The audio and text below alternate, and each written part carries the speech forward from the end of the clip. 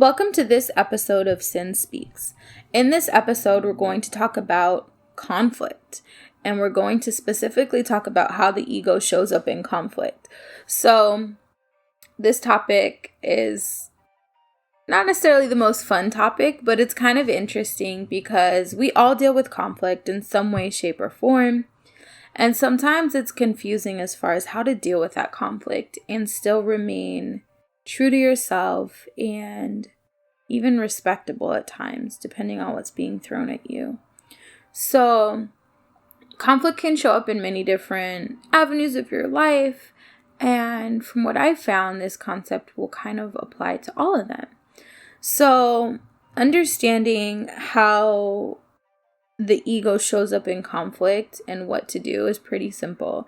So, your ego will show up in a conflicting situation through the lack of compromise. So, if you're finding that you just really don't care about what they think and what the other person's ideas are or thoughts are, if that just doesn't matter to you and you just have no desire to compromise with this person, that's probably from your ego. And that could be coming from a place of hurt or a place of feeling misunderstood or a place of feeling like, your thoughts and opinions don't matter to this person, so you're not going to listen to them. So that usually comes from a space of internal need within yourself. So try to be mindful and identify where this comes up in conflict and how it feels. So if you're in a conflicting situation or an argument or a disagreement and you're finding that you just don't want to compromise, that's probably your ego showing up. Also, if you start to react out of some type of emotion that is not a feel-good emotion, then it's probably your ego as well. So if you're acting out of hurt or resentment or anger, if that's the basis of your words or your actions or even your thoughts, that's probably ego. And all of those things are going to prevent you from coming to a conclusion that's beneficial to yourself as well as the other party. Now, this also is challenging because when your ego is driving, it's really difficult to see your role in the conflict. Sometimes when you're in a disagreement with somebody, it could be partially your fault. Like, you could have said something that offended that person. Even if you didn't do it intentionally, your words could have sparked this issue. So understanding your role is important, but the challenge is that when your ego is driving, you're unable to see your role in the conflict.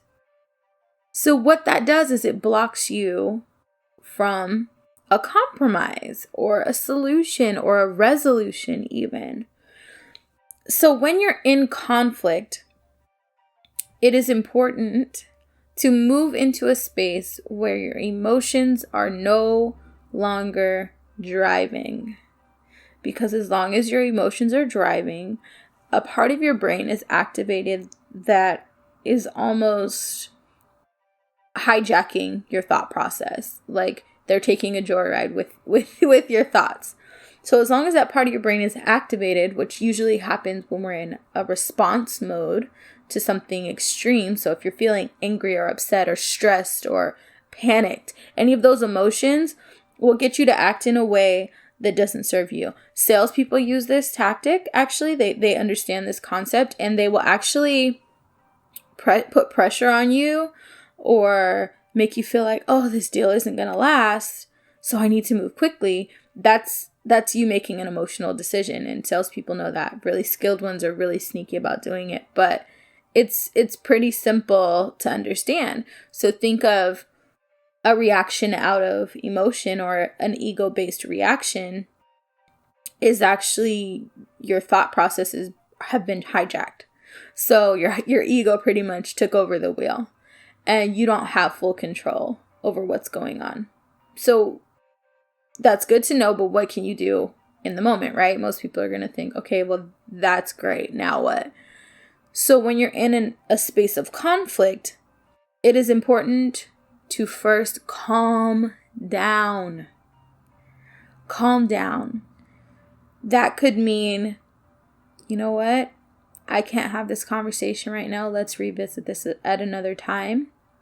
Or it could just mean, can I have a second? Like, give me a second. Taking a big deep breath in and out and releasing whatever negative feelings that you're feeling.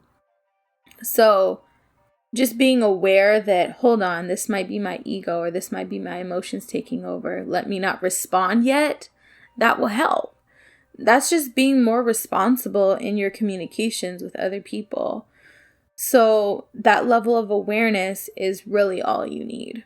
Because the second that you realize you're switching over to that space and your ego starting to take over, you can scale it back.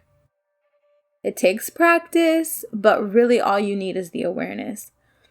I personally am not going to say that you'll ever get into a space where nobody's going to push your buttons. You'll move into a space where less people can push your buttons and less situations can push your buttons, but there will probably always be somebody, most likely somebody close to you, that knows what your buttons are and knows how to push them. Just because they push the buttons doesn't mean you need to react. What this also does is it gives you back control over yourself. Because when somebody does something or says something that may hurt you, and you react out of anger or resentment or hurt, you actually have given them control of your reactions. You're reacting to what they did. They're pulling the strings. You're their puppet at that point. They can pretty much get you to do what they want, which a lot of times is act out. People want you to act out so that they can play the victim. They really do. It's a huge manipulation tactic. Oh, let me get them out of their head and let me get them acting out of emotion. And then when they act out of emotion and they act crazy, then I can be the victim again, and then I have total control, and then I can make them feel guilty. So many things can come from it.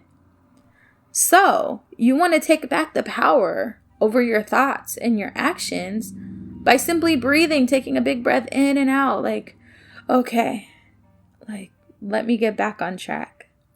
Let me take back control over the wheel and let me drive my thoughts. I think that everybody can do that. Children can do that. You can teach your kids to do this too. Time out is a way that children can also learn the concept, because timeout doesn't have to be a negative thing. My kids give themselves timeout sometimes. Or my youngest, my 3-year-old, he'll say, "Mom, can you please leave me alone right now? Please stop talking to me."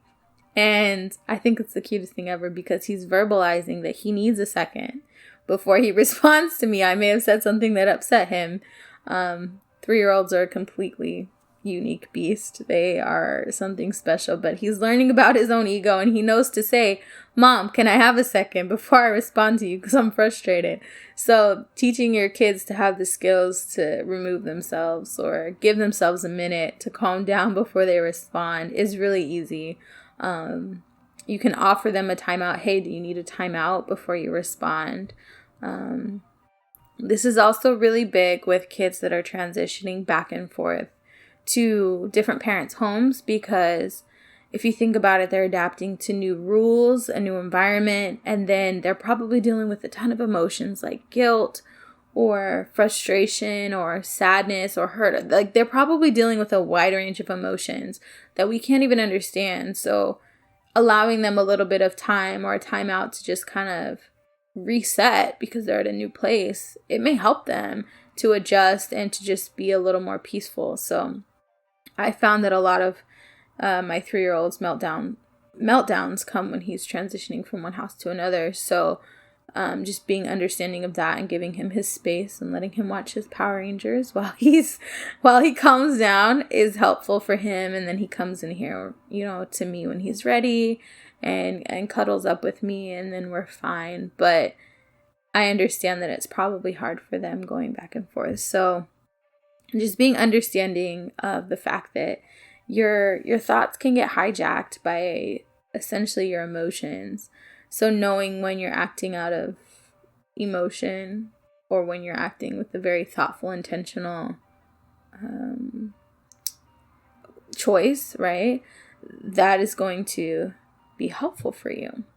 Also, when you are under the influence, you are probably acting solely from your ego, solely from emotions. So be mindful of that.